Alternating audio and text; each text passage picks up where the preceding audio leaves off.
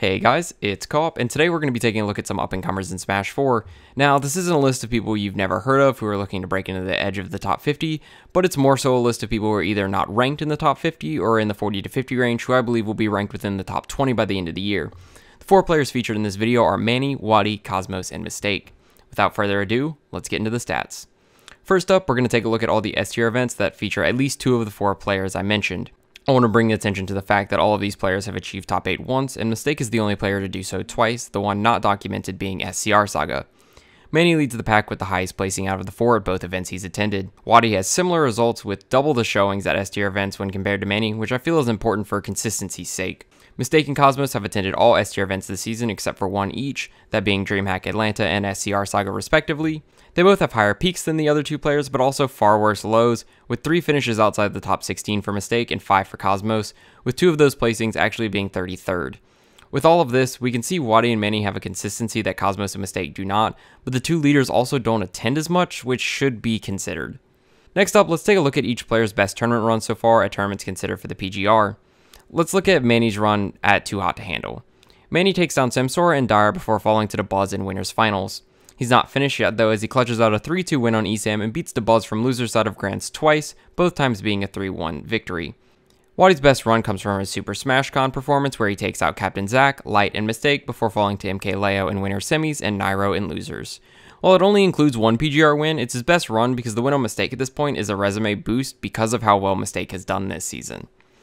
Probably the strongest performance in the video, Cosmos 3-0's the best player in the world 0, and also cleans house against another top 15 threat, Void.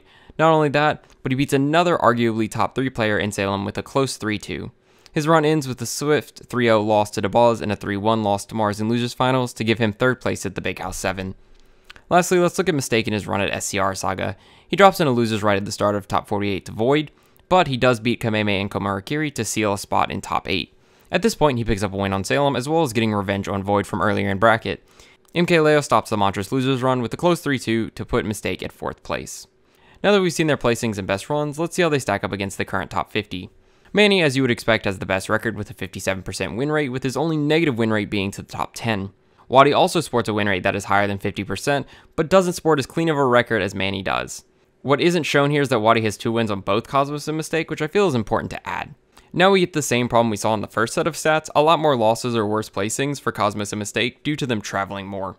Cosmos actually has a surprisingly bad record against those ranked 41 to 50, as well as numerous non-PGR losses such as Sand, Darkshad, Blank, and Wrath. Mistake, while attending almost every S tier event, achieves almost a positive win record on the PGR players, but he does have twice as many top 10 wins as anyone else mentioned today, as well as an impressive record over all of the top 30.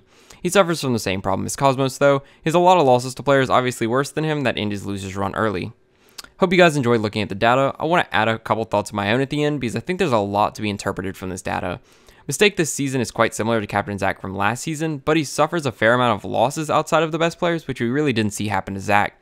Cosmos has had an incredible peak, but also an abysmal low, with numerous losses that will not help his ranking, and I think he's honestly a little bit overrated at the moment.